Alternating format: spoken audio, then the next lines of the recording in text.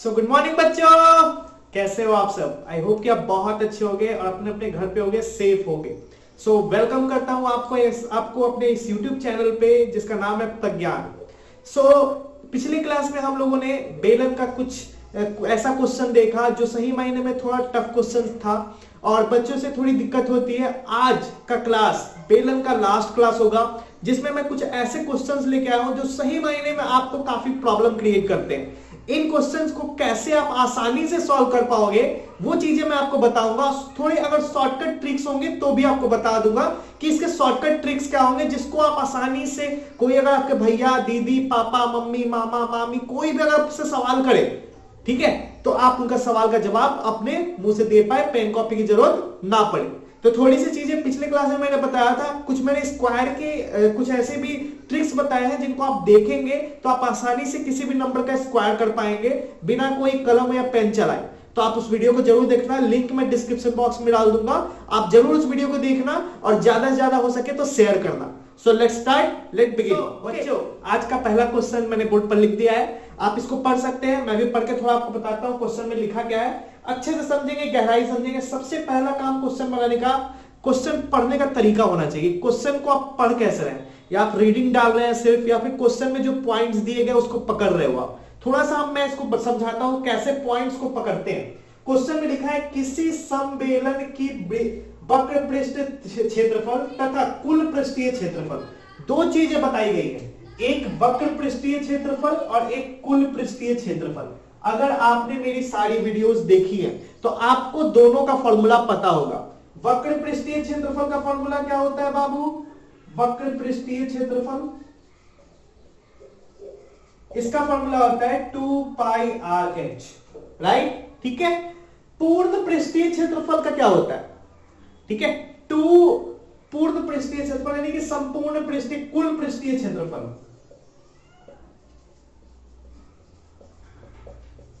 कुल पृष्ठीय क्षेत्रफल क्या होता है? तो कुल पृष्ठीय क्षेत्रफल होता है 2 pi r plus H, right. आप अगर नहीं देखे हैं तो पीछे जाके वीडियो को अच्छे से देखें और फॉर्मूला को अच्छे से याद करें ताकि आपको याद रहे, ये चीजें समझ में आनी चाहिए। कह रहा है कि इन दोनों क्षेत्रफलों के अनुपात 1:3 है, ठीक है, यानी कि दोनों के क्षेत्रफल का अनुपात दिया गया है, ठीक है। तो वक्र पृष्ठीय क्षेत्रफल,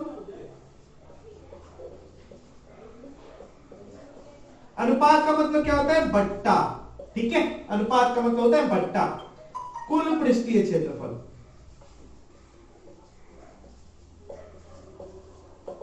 ठीक है, अनुपात दिया हुआ है, क्या दिया हुआ है? 1:3 यानी कि 1/3, क्लियर है? 1/3। अब आगे क्वेश्चन में क्या बताया है कि बेलन का आयतन निकाले, आयतन निकालना है आपको। आयतन निकालने के लिए हमको क्या क्या पता होना चाहिए? आयतन का फॉर्मूला क्या होता है मैं यहां पे शॉर्ट में बता देता हूं आपको, पाई आर स्क्वायर एच। तो पाई का वैल्यू तो फिक्स होता है, आपको पता ही है, 22/7। आर का वैल्यू कहीं नहीं दिया गया है, एच का वैल्यू कहीं नहीं दिया गया है, तो आपको निकालना क्या है? आपको निकालना है आर और एच का वैल्यू, दोनों का वैल्यू निकालना है, ठीक है। अब आपको आर और एच का वैल्यू निकालने के लिए क्या करना है? ये सिर्फ छोटा सा डाटा दिया हुआ है कि वक्र पृष्ठीय क्षेत्रफल और कुल पृष्ठीय क्षेत्रफल का अनुपात दिया गया है। लेकिन एक बात और बोली गई, यदि कुल पृष्ठीय क्षेत्रफल, यदि कुल पृष्ठीय क्षेत्रफल 1848 हो तब आयतन कितना होगा?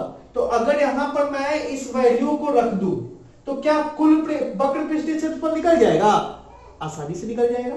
अगर मैं यहां पे इसको वैल्यू पुट कर दूं, ठीक है, तो यहां पे पुट करने के लिए मैं यहां पे लिख देता हूं आपको, ठीक है।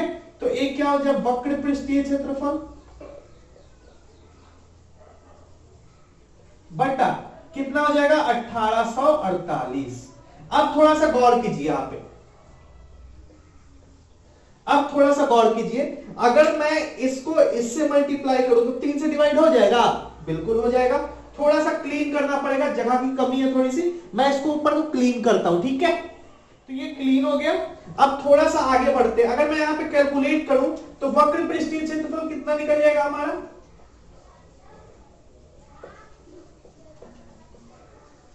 ये कितना निकल जाएगा हमारा? ये निकल जाएगा आपको एक 1848/3, कटेगा क्या? कट जाएगा, 6 × 18 और 3 × 3 और 6 × 18 यानी कि एक 616 बार में कट जाएगा सेंटीमीटर स्क्वायर। तो ये हमारा क्या निकला, ये हमारा निकला वक्र पृष्ठीय क्षेत्रफल। अब थोड़ा सा देखिएगा, वक्र पृष्ठीय क्षेत्रफल का वैल्यू क्या होता है? वक्र पृष्ठीय क्षेत्रफल का वैल्यू होता है 2 पाई आर एच। क्लियर है? क्लियर है ना? 2 पाई आर एच। अगर आप यहां से थोड़ा सा कैलकुलेट करें एक, तो अगर आप यहां पे थोड़ा सा देखें, इसका फॉर्मूला क्या होता है बाबू? यहां पे होता है 2 पाई आर एच, और इसका फॉर्मूला क्या होता है? मैंने पहले ही बताया 2 pi r plus h is equal to क्या हो जाएगा? 1/3। तो यहां से कुछ कट रहा है, देखिए, तो ये वाला और ये वाला कट गया, बचा क्या? h by r plus h is equal to 1/3। अब इसको यहां से मल्टीप्लाई, यहां से यहां पे मल्टीप्लाई, इसको थोड़ा सा ऐसे लिख सकते हैं क्या? r plus h is equal to 3h लिख सकते हैं। क्लियर है? लिख सकते हैं। तो यहां से अगर मैं निकालू r, सिर्फ r, तो यहां से r कितना हो जाएगा? 2h। क्लियर है? r is equal to 2h आ गया। अब अगर r is equal to 2h आ गया तो क्या करना है आपको? ठीक है, अब r का वैल्यू कंफर्म नहीं है, लेकिन इतना पता है कि 2 का r का जो वैल्यू होगा वो h का 2 गुना होगा। क्लियर है? तो अब यहां पे कैसे निकालेंगे इसको, मैं थोड़ा सा क्लीन कर लेता हूं।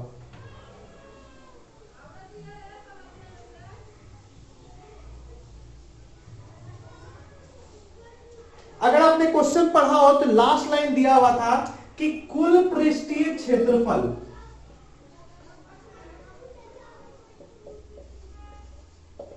1848 है सेंटीमीटर स्क्वायर। क्लियर? ये दिया हुआ था क्वेश्चन में। तो अगर कुल पृष्ठीय क्षेत्रफल का फॉर्मूला लिखेंगे तो कितना आ जाएगा? 2 pi r plus h is equal to कितना आ जाएगा? 1848। तो अगर मैं यहां पे r का वैल्यू जो है 2h रख दूं, तो यहां पर कैलकुलेट करके h का वैल्यू निकाला जा सकता है, एकदम निकाला जा सकता है। थोड़ा सा और इसको क्लीन करूं मैं, r की जगह पे 2h रख दूं, ठीक है?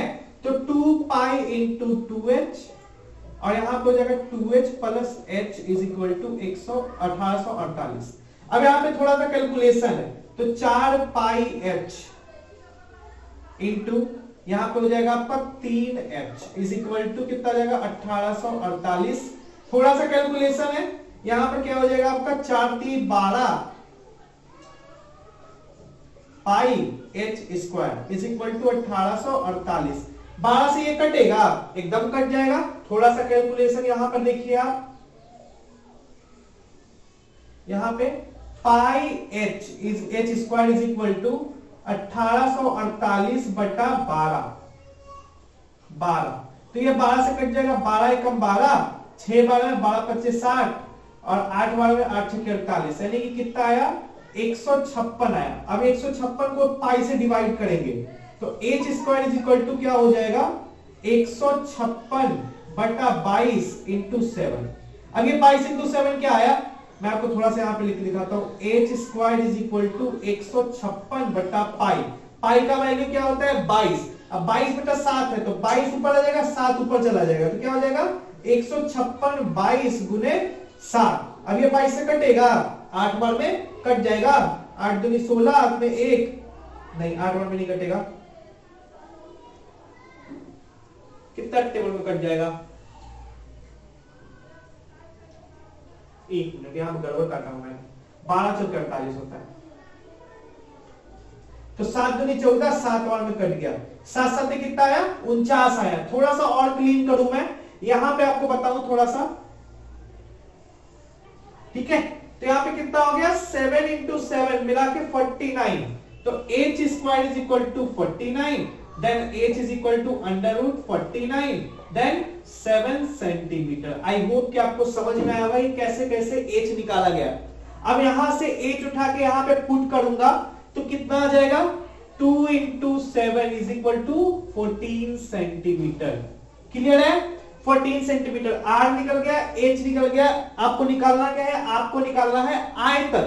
तो आयतन का फॉर्मूला क्या होता है? थोड़ा सा मैं क्लीन कर दूं, अगर आपको समझ में आ रहा है तो मैं यहां पे लिख दूं h का वैल्यू, यहां पे चलिए दोनों दिया हुआ है, मैं यहां से थोड़ा सा क्लीन कर, और यहां से आपको क्या निकालना है? आयतन निकालना है। किसका आयतन निकालना है? बेलन का। तो बेलन का आयतन क्या होता है? पाई आर स्क्वायर h। पाई का वैल्यू 22 बटा 7 और r का वैल्यू 14 गुने 14 और h का वैल्यू 7। तो 7 से 7 चला गया। अब थोड़ा सा मल्टीप्लीकेशन है, इसको मल्टीप्लाई कर ले आप, ठीक है। अब थोड़ा सा मल्टीप्लीकेशन है, अब कैसे करेंगे आप स्क्वायर, 14 का स्क्वायर कैसे निकालेंगे आप, 14 का स्क्वायर होता है 196, याद है आपको, और गुने 22। अब थोड़ा सा इसका मल्टीप्लीकेशन है, ठीक है। या फिर आप ऐसा कर सकते हैं, 14 को मल्टीप्लाई कर सकते हैं आप, 14 का टेबल तो आपको आता ही होगा। तो 14 गुने 22, 14 दूनी 28, और 14 दूनी 28 अब 2 30, और इंटू 14। तो 14 से कितना होता है, 14 पचे 70, और 14 अठे 14 पचे 70,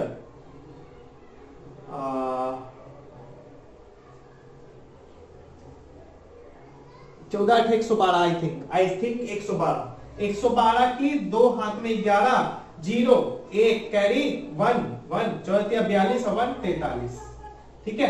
तो इतना आपका आयतन आया आंसर। देख ले आप, थोड़ा सा कैलकुलेट कर ले, ठीक है।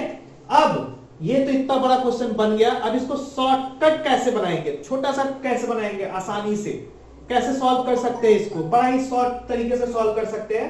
अगर आपको सभी फॉर्मूला याद है, ठीक है, तो फॉर्मूला याद है तो आपको थोड़ा सा ध्यान देना होगा। क्या ध्यान देना होगा कि जितना भी मैंने कैलकुलेशन करके दिखाया ना उसको शॉर्ट कर दीजिए। जैसे मान लो यहाँ पे मैं जगह बचा है, यहाँ पे करके दिखाऊं थोड़ा सा। क्वेश्चन में बताया गया था कि आपके वक्र पृष्ठीय क्षेत्रफल और संपूर्ण पृष्ठीय क्षेत्रफल का अनुपात दिया गया है। तो वक्र पृष्ठीय क्षेत्रफल पाई आर स्क्वायर एच, और संपूर्ण पृष्ठीय क्षेत्रफल का मतलब pi r plus h is equal to दिया हुआ 1/3। ये से ये कट गया। थोड़ा सा कैलकुलेशन अगर आपको आता है, इसको इधर और इसको इधर, तो r is equal to 2h। तो ये कितना शॉर्ट में ये बन गया, ये r is equal to 2h। अब आपको दिया हुआ था कि पूर्ण पृष्ठीय क्षेत्रफल दिया हुआ था, तो यानी कि 2 पाई r प्लस h दिया हुआ था। क्या दिया हुआ था, 1848, सॉरी 1848 ये दिया हुआ था। अब यहाँ पे r के जगह पे यहाँ पे रख दीजिए, यहाँ पे रख दीजिए। थोड़ा सा कैलकुलेशन है, कैलकुलेट कर लीजिए। यहाँ पे 2 दूनी 4, 4h पाई, ठीक है। अब यहाँ पे, ठीक है, 3h इज इक्वल टू 1848। अब थोड़ा सा कैलकुलेशन है अब यहीं पे आप काट दीजिए, 3 से काटिए, 6 3 18, 6 3 18, 3 एकम 3 16, 6 3 18। फिर 4 से काटिए, ठीक है, 4 से कटेगा, 4 एकम 4, 5 चौके 20, 4 चौके 16, कट गया। अब यहां पर बचा h स्क्वायर, तो पाई का value h square is equal to कितना हो जाएगा, 154 बटा पाई।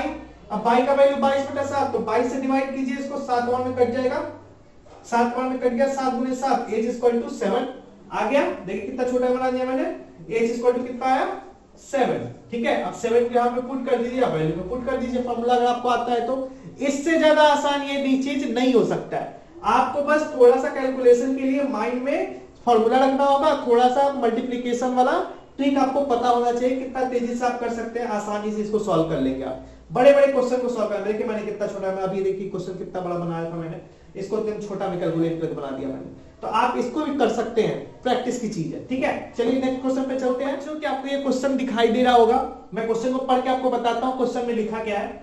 लकड़ी के एक बेलनाकार पाइप का आंतरिक व्यास 24 सेंटीमीटर है और बाहरी व्यास 28 सेंटीमीटर है। अब ये लकड़ी का बेलनाकार क्या है, पाइप है। तो मैं एक एग्जांपल लेता हूं, मान लो ये कोई लकड़ी का ये पाइप है, मान लो ये पाइप है। अब इसका आंतरिक व्यास क्या होगा, तो ये अंदर में जो सर्कल दिख रहा है ना, इसका आंतरिक व्यास होगा, ठीक है। और ये जो बाहर का सर्कल है ना, तो बाहरी व्यास होगा इसका।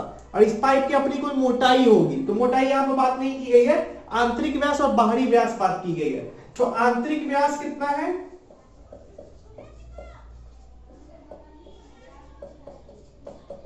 24, और बाहरी व्यास कितना है 28। तो आंतरिक त्रिज्या कितनी हो जाएगी,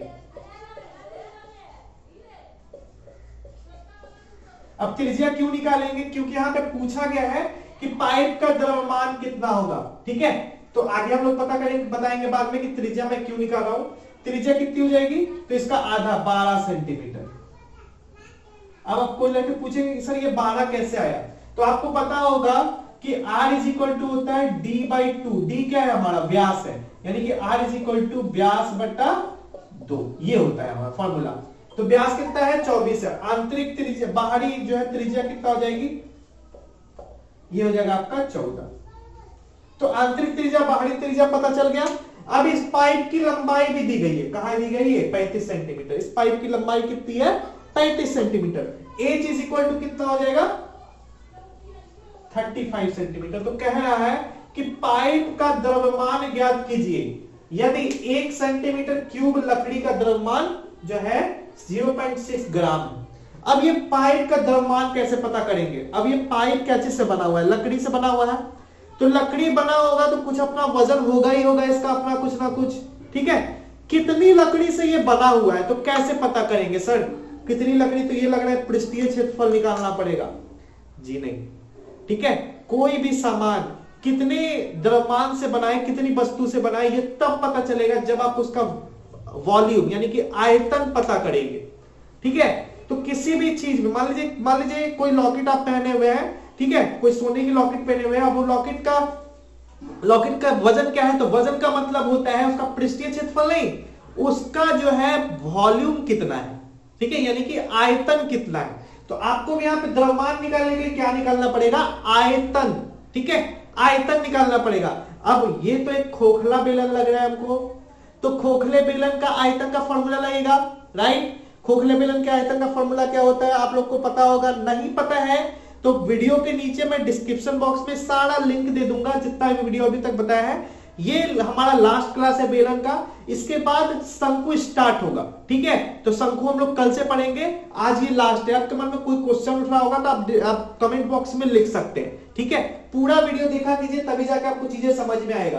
तो 3 चीजें यहाँ पे पता है हमें, और हमें क्या पता है, क्या पता है, हमें पता है पाइप का आयतन,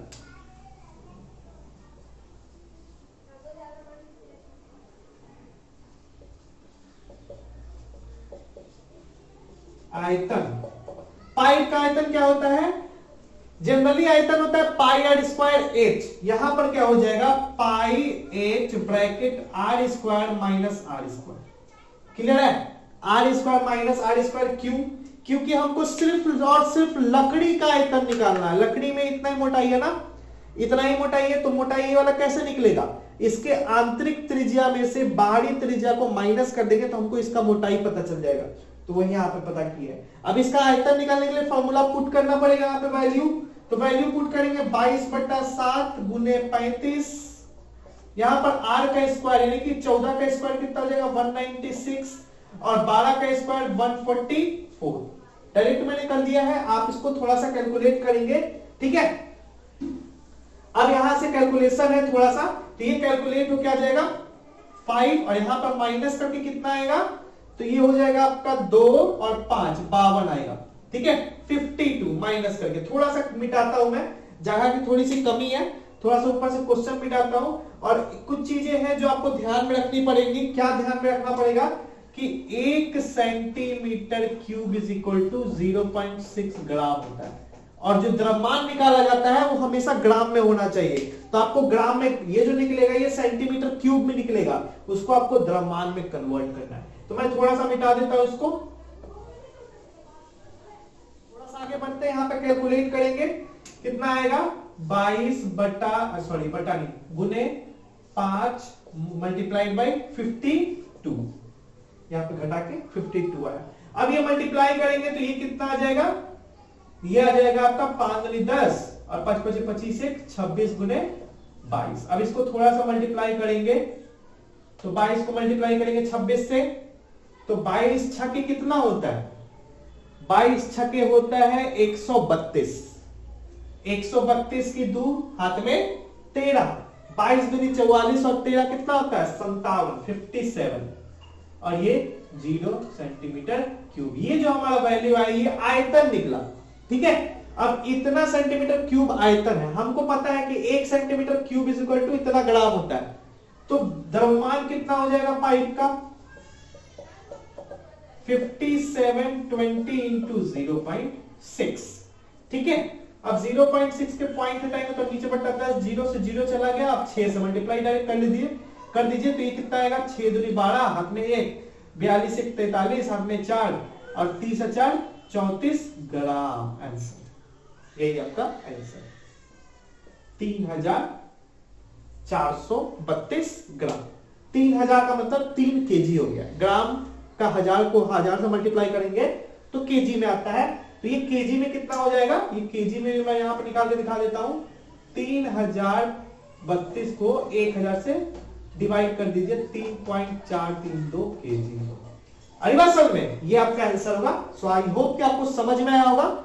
नेक्स्ट क्वेश्चन पे चलते हैं। नहीं समझ में आ रहा है फिर से वीडियो देखिएगा पलट के, ताकि सारी चीज समझ में आए, ठीक है।